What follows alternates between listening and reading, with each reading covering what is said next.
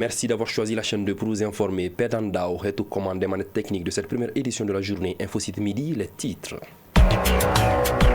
InfoCité, le journal de l'info de proximité sur la 95.2. Présentation, Cheikh Fantamadi Ndiaye. En ce samedi 22 mars, jour d'anniversaire de la chaîne 2, nous vous proposons une série de reportages sur ce 32e anniversaire. Du contenu du programme en passant par les témoignages des artistes et des auditeurs, sans oublier les perspectives de l'équipe dirigeante, nous allons passer en revue quelques dates et faits de cette célébration. Les secteurs d'activité du Mali regorgent de figures féminines emblématiques, des femmes qui doivent leur épanouissement grâce aux hommes de l'ombre qui ont placé leur confiance en elles. Ce sera le dossier du 8 mars que nous vous proposons avec Tanavet Sangari. InfoCité Midi, c'est aussi le tour d'horizon de l'actu international. Ce samedi, c'est Issa Ndao qui s'y colle. Issa, bonjour. Bonjour, Cheikh Fantamadi Ndiaye. Joyeux anniversaire de la chaîne 2. Merci à vous de même. Avec vous, nous irons où aujourd'hui en ce jour d'anniversaire? Eh bien, l'actualité internationale. Dans l'actualité internationale, nous parlions de l'incendie de l'un des plus grands marchés du Ghana, de la présentation de la prestation de serment de la première présidente de la Namibie et bien évidemment de l'expulsion de plusieurs migrants par l'administration Trump aux États-Unis. Merci Issa Ndao. Ce sera tout à l'heure pour le développement. Voilà donc ce qui vous attend pour le prochain quart d'heure. Installez-vous confortablement pour suivre une session d'infos certifiée crédible. InfoCité Midi, le développement c'est tout de suite, juste après ce jingle. Encore une fois, merci d'avoir choisi la chaîne 2 pour vous informer. Bonjour, joyeux anniversaire à la chaîne 2 et installez-vous confortablement, c'est donc parti. Tout d'abord, cette information pour commencer, forêt et aliments, c'est sous ce thème que la journée internationale des forêts a été célébrée ce vendredi au Mali. La célébration a été couplée au lancement officiel des alliances productives dans le cadre du développement durable des produits forestiers non lignés. Et c'est le Premier ministre, chef de gouvernement, qui a présidé la cérémonie. Le général de division Abdoulaye Maïga a insisté avec force sur les importantes décisions prises par le président de la transition en vue de préserver nos forêts. Les alliances productives ainsi lancées auront un impact certain sur le développement avec la création d'emplois directs et la commercialisation des produits forestiers non lignés comme le karité, le baobab, le néré et le tamarin. 22 mars 1993, 22 mars 2025, 32 ans jour pour jour que la deuxième chaîne de radio de l'Office de radio-télévision du Mali est aux côtés de la population, jeunes, femmes et enfants. La chaîne 2, depuis 32 ans, poursuit son petit bonhomme de chemin tout en émerveillant ses auditeurs à travers un programme bien varié où chacun trouve son bonheur. Voyons le chemin parcouru par votre radio bonheur en ce jour d'anniversaire avec Fatou Diaby.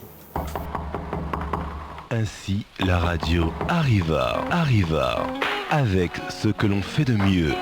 Le journaliste écrivain Michel Field disait, je cite, « La force de la radio, c'est qu'elle n'a pas d'image. » Justement, c'est cette force sans image que le bébé de 93 a su mettre en avant jusqu'à devenir une jeune dame incontournable de la ville de Trois-Caïmans. Que dis-je? Elle est plutôt la jeune dame la plus chouchoutée de la mère patrie et d'ailleurs. Vous l'aurez deviné, il s'agit bien entendu de votre radio, la radio du bonheur, la 95.2. À l'époque mise en place sous la direction d'un jeune et dynamique chef de division pour mieux comprendre la demande de la jeunesse et des femmes, la chaîne 2, depuis ce jour, ne cesse de faire de l'écoute radiophonique un plaisir. À travers innovation, émissions éducatives, culturelles, instructives, dont certaines sont devenues cultes, comme Musicorama, ne dites pas oui, ne dites pas non, encore moins Wakunda, Kadamine Tene, Kase Alamusama. Ote Anwakanye, Korobolitede. Multitop. Attention, attention, le Boeing 95.2 de la compagnie ORTM va décoller dans quelques secondes. Et bien d'autres. Votre radio se fixe chaque jour un objectif pour le confort de ses milliers d'auditeurs. Chaîne 2, Radio Sokele Mimitma Aoufet Wabuka Ani Bamananga Djelela. La chaîne 2 fut et continue d'être un véritable laboratoire de formation pour les jeunes voulant évoluer dans le monde médiatique. En pleine mutation, la 2 évolue avec le temps, de l'analogique au numérique. De nos jours, le médium le plus accessible et émet un radio filmé. La chaîne 2, l'onde de choc, au cœur de l'actualité, 24 heures sur 24. Un radio, le secret pour avoir le record absolu et mondial en plus de durée d'émission, c'est d'être, si possible, totalement naturel et décontracté et d'avoir une bonne santé, disait José Arthur.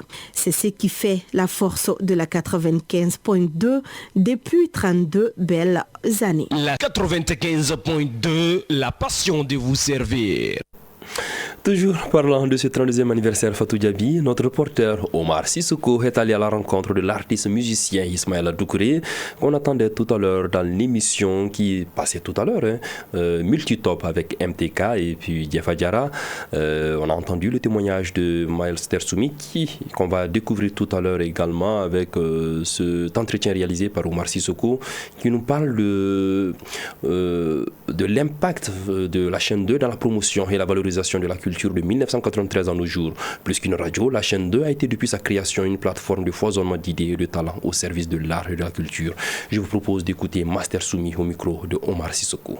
Créée en mars 1993, la radio Chaîne 2 a su s'imposer dans la sphère médiatique malienne comme un acteur incontournable dans la promotion de la culture et des artistes maliens. À cet effet, elle a participé à l'expansion de la carrière de plusieurs artistes, dont Ismaël Doucouré, connu sous le nom de Master Soumi, un artiste très engagé avec une plume décomplexée. La chaîne 2 fait partie de ces radios qui ont vraiment ouvert la voie à la libéralisation, non seulement de la parole publique, mais aussi à promouvoir de façon élargie la culture malienne, la musique malienne et les artistes maliens. La chaîne 2, c'est cette radio qui est venue avec une autre forme plus modernisée, plus éveillée en termes de radio. Fidèle à sa politique de proximité, les émissions de la chaîne 2 ont été pensées à l'image de son auditoire, c'est-à-dire variées et diversifiées. Des émissions qui mettent en avant le savoir-faire de nos talents et de nos valeurs traditionnelles. La chaîne 2 est à la base de plusieurs initiatives culturelles au Mali. Quand je prends l'exemple sur les podiums qui se passaient dans les quartiers, qui étaient initiés à l'époque par la chaîne 2, était aussi l'opportunité pour les jeunes artistes de venir s'exprimer. Une émission a été un repère pour nous, moi en tant que rappeur, qui nous a permis de faire valoir notre savoir-faire, l'émission Air Vibes. Selon notre interlocuteur, s'adressant directement à la nouvelle génération, les nouvelles technologies de l'information et de la communication ne doivent pas faire de l'ombre à des radios comme la chaîne 2. Ismaël Doucouré alias Master Soumi, artiste rappeur. Master Soumi, c'est d'abord le RTM. À la jeune génération d'artistes de ne pas se focaliser que sur les réseaux sociaux pour leur promotion. C'est bien, ça fait du buzz pour donner plus de sérieux à sa visibilité, pour donner plus de sérieux à l'expression de son talent, de sa musique et de son savoir-faire. Il faut associer les médias classiques dans la promotion de la musique et de l'art au Mali. La chaîne 2 est incontournable. En soufflant ces 32 bougies, la radio Chaîne 2 célèbre en même temps 32 ans d'existence, 32 ans d'amour et de partage et 32 ans au service de ses auditeurs.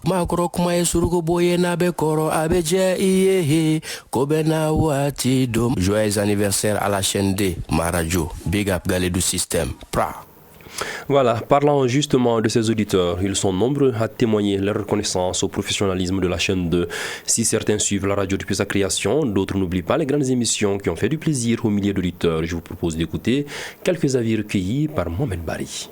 Monsieur Maudou Niamele. La chaîne 2, je dis que c'est une très bonne radio de proximité et vraiment une radio performante qu'on ne cesse de faire de prouesse. Très généralement, c'est chose le soir que moi, j'écoute la chaîne 2. Je m'appelle Mamadou Traoré. Je connais la chaîne depuis sa création. Au début, je l'écoutais beaucoup. Quand il y avait les anciens, Eric, les Bobi et puis même Modibo Soiré et Adama, les Awatoui, les Mimi Konaté. Vraiment, il y avait les flashs qui faisaient chaque 30 minutes et puis il y avait l'émission sentimentale qui Mimi Konaté animait vers les 19h, où des chaînes se sont inspirées. Fatmata Ganou, je connais la chaîne 2, la meilleure chaîne du Mali. L'émission que je préfère, Gwakunda, 32 ans, n'est pas 32 jours, mais 32 mois. Bravo à eux. Beaucoup d'années à fêter encore. Moi, c'est Mamadou Tembine. Oui, bien sûr, j'écoute la radio chaîne 2. Mes émissions préférées sur la chaîne 2, bon, notamment, il y a Bamako Matin, Fréquence Sentimentale aussi. Joyeux anniversaire à la radio chaîne 2.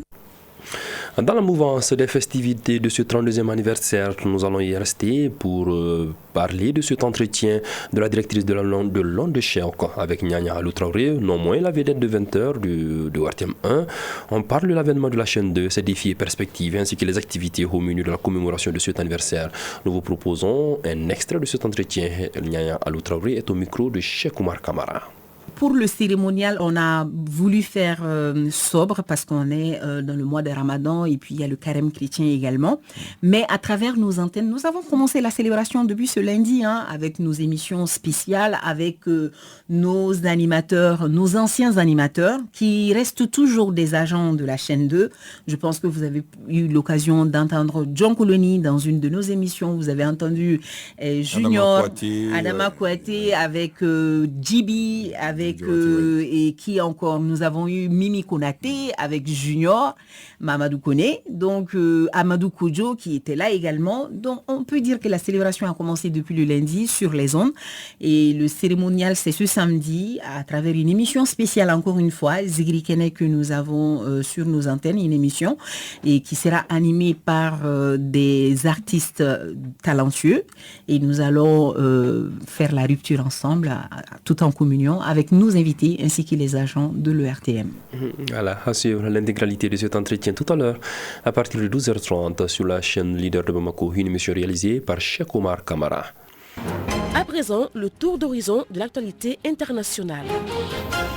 Un tour d'horizon que nous propose aujourd'hui Isandao. Isandao, bonjour. Bonjour, Cheikh Ndiaye. Nous commençons ces tours d'horizon au Ghana où l'un des principaux marchés en plein air a été réduit en cendres hier. Si l'incendie a été maîtrisé et après 5 heures d'intervention, les causes de ce drame à Koumassi, deuxième plus grande ville du pays, ne sont pas encore connues. Le président ghanéen s'est rendu dans les ruines du marché et a assuré que son gouvernement ferait tout pour aider les commerçants à réparer les dégâts. Cheikh direction la Namibie où la première présidente du pays a prêté serment hier. Exactement, la première femme présidente du pays, Netumbo Nandi, a prêté serment ce vendredi à Windhoek, la capitale. Plusieurs chefs d'État africains ont fait le déplacement pour assister à l'événement, parmi lesquels les présidents de l'Afrique du Sud, de l'Angola et celle de la Tanzanie, pays dirigé lui aussi par une femme. Elle devient ainsi le 5e chef d'État de la Namibie depuis l'indépendance du pays. Et Isandao, les États-Unis mettent fin au statut légal de plusieurs étrangers et leur ordonnement de quitter le pays. Et leur ordonne plutôt de quitter le pays. En effet, l'administration du président américain Donald Trump a annoncé hier vendredi mettre fin par ordonnance au statut légal de plus de 500 000 migrants latino-américains. Une décision qui concerne environ 532 000 Cubains, Haïtiens, Nicaraguayens et Vénézuéliens arrivés aux États-Unis dans le cadre d'un programme lancé en octobre 2022 par l'ex-président Joe Biden et élargi en janvier de l'année suivante. Ils ont désormais quelques semaines pour quitter les pays. Voilà, Cheikh Fantamari Djaï, c'est l'essentiel de l'actualité internationale de ce 12h. Merci Sandao d'être passé dans ce studio en ce jour d'anniversaire de la 2. Merci. Encore une fois, joyeux anniversaire. Joyeux anniversaire. Très belle journée de célébration. De Bamako. Merci. Notre série de découvertes des Amazones dans le cadre du 8 mars se poursuit. Coup de projecteur ce samedi sur les femmes qui ont atteint le sommet dans leur secteur grâce au soutien des hommes. Que ce soit dans la politique, le sport, la culture ou autres domaines, les femmes occupent des postes de renom grâce à des hommes qui croient en leur capacité et au développement de ces dames. Tanavet Sangaré s'est intéressé à ces hommes de l'ombre. J'ai eu beaucoup d'expérience dans la gestion communale puisqu'elle a été dans un premier temps présidente de la commission finance, Madame Diallo, Mariam Traoré, pour toute activité au niveau de la mairie de la commune 3, elle mobilise les femmes et les faire adhérer à notre projet. Des responsabilités qu'elle assure pleinement. Madame Diré, Madame Diallo, le bâtiment imposant qu'elle a construit avec le conseil communal et le personnel de la mairie pour faire une salle de délibération avec des bureaux. Donc c'est un bâtiment très imposant. Quant à Madame Diallo Mariam Traoré, elle a fait ses preuves. Ce que je peux souligner, c'est l'unité de transformation des vivres et des produits qu'elle a mise en place au niveau du Badialantois. Et cette unité rassemble beaucoup de femmes qui travaillent nuit et jour pour engranger des ressources Aussi dans le monde de la culture, Kardjigué Laïko Traoré, enseignant, non moins acteur de cinéma, comédien, a également donné un coup de pouce à des femmes talentueuses. Fousseini Laïko Traoré, fils de Kardjigué Laïko Traoré. Au niveau de la musique, Adja Soumano, dont le papa l'a vraiment aidé pour la réalisation de son premier album, Ntero Diaba, Nahawadia, qui depuis ses tout premiers débuts, le papa était là, à l'aider, à l'encadrer. Kandia Kouyaté, dans les années 80, que le papa y a encadré lors des semaines de la jeunesse et puis lors des biennales artistiques et culturelles. Dans le monde du cinéma, il a aidé à son nom Maïmouna Hélène Diarra. Il a aidé Fatmata Koulibaly FC. Il les a aidés à s'évoluer pour qu'elles prennent le vol elles-mêmes. Hélène m'avait dit un jour, si je suis aujourd'hui dans ce domaine de théâtre et de cinéma, c'est grâce à ton papa. Rappelons aussi qu'en 2011, Fé Amadou Toumani Touré, alors qu'il était vers la fin de son mandat, a pris tout le monde de court en nommant Fé Mariam Kaïdama Sidibé comme chef de gouvernement, une première dans l'histoire du Mali. Qu'Allah subhanahu wa ta'ala vous assiste dans la construction de notre cher pays et qu'il bénisse le Mali. Je vous remercie.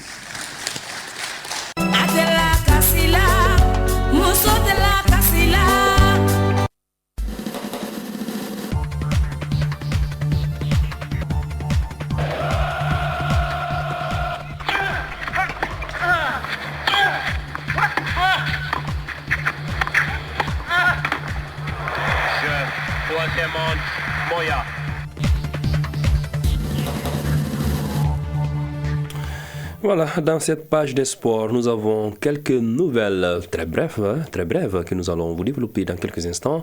La phase fédérale de la Coupe du Mali de football commence ce samedi. 8 matchs sont au programme, notamment AS Buton Djoliba AC et AS Médine Stade Malien de Bamako. En basketball, la 8e journée du championnat national prend fin ce soir. Sur le continent, les éliminatoires de la Coupe du Monde 2026 se poursuivent. La 5e journée s'achève ce samedi avec 2 matchs. Il s'agit de Togo-Mauritanie à 16h et Soudan-Sénégal à 19h. Hier vendredi, le Ghana a infligé une lourde défaite au Tchad, 5-0, c'est le score final de la rencontre.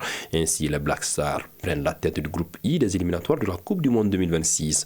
Pour rappel, le Mali a battu les Comores 3-0, c'était jeudi à Berkane au Maroc. Les Aigles du Mali affrontent lundi 24 mars les Fauves de la Centrafrique au compte de la 6e journée. Ce sera toujours au Maroc, mais cette fois-ci à Casablanca. Le Burundi s'est incliné devant la Côte d'Ivoire par le score de 1-0 dans son 5e match du groupe F de qualification pour la Coupe du Monde 2026. Voilà, c'est tout pour ce sport de 12h.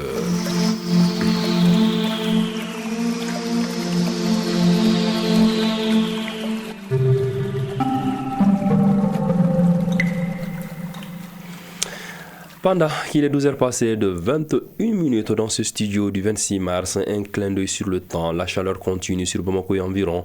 En ce samedi 22 mars, le ciel reste très ensoleillé et le mercure affiche en ce moment 37 degrés pour une maximale de 42 degrés attendue au cours de la journée. Quant au soleil, il se couchera à 18h43 minutes.